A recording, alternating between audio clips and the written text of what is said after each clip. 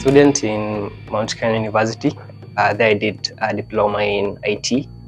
Then I finished, I completed my school. Then I started what's it called? A boot camp called ALX. There I'm taught about software engineering. My name is David Nganga Washoe, and currently I'm an intern at Mavuno Waiaki Church.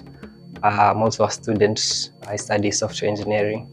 So I've written a book. It's called After God's Own Heart, and it comes from 1 Samuel 13:14, which was just God declaring David after God's own heart, and it was also repeated in Acts. I don't remember the verse well, but yeah, David was considered a man after God's own heart because he constantly seeked after God's own heart. Even after he failed, even after he fell, even after he sinned, he still sought after God's own heart. His prayer life, his devotion to God, his courageous living, his calling, all that depended on God. So that's the title of my book, After God's Own Heart. Us trying to figure out how we can be after God's own heart. As a new believer, I had a hard time in trying to figure out what I should be doing. What's this walk? How should I walk with Christ? What should I be doing? Yeah, I was so deep in sin at the moment. I was just confused and depressed, and I was wondering if even God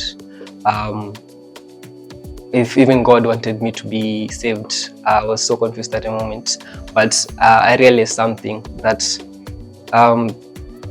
through this walk, through the walk of being a Christian, through the walk of knowing Christ, you have to fall. There's a couple of things you need to understand. There's a couple of mountains you need to climb. So those challenges, you have to face them. Those sins you are doing when you're in the world, you have to still face them so you can overcome them. So the book is basically trying to figure out, was my simple way of trying to figure out, like, how did King David try to do it? Because we know him as a man who fell, we know him as a man who sinned, we know him as a man who conquered giants, we know him as a king, we know him as a shepherd. So trying to figure out, why did God consider him a man after God's own heart, and how can we as new believers, as new Christians, trying to figure out how can we be after God's own heart. David went through 10 years of hellish agony after he was anointed by Prophet Samuel.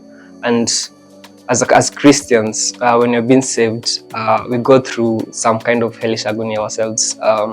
Our bodies, our hearts have been broken down because God is trying to break those evils in our hearts, break those patterns in our lives. So we need to go through some kind of brokenness in our lives so that we can become who God meant us to be, so we can undergo some kind of transformation as King David did, because God wanted him to become a king. He wanted him from being a shepherd to become a king. So he went to go through some kind of challenges to teach him how to become the king he's meant to be. Yeah, I was doing this course, this boot camp. It's called Fearless Institute, and one of the assignments was to write a book. And immediately I saw that assignment, I was like, yeah, this is the reason I'm not going to graduate, because I've never written a book.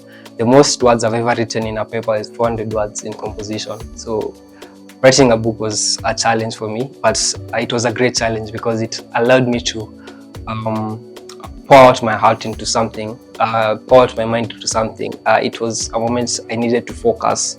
It taught me how to focus. It taught me how to do research, because I had to do major research on what I was writing about. I had to ask a lot of questions. So yeah, that's basically how I came across writing a book. This has been an amazing year for me, because the amount of learning I have, the amount of wisdom I've gained this year has been incredible. My next challenge is to begin a podcast. It's called Still After God's Own Heart. So yeah, that's my next challenge. If you come across it, it's meant for you.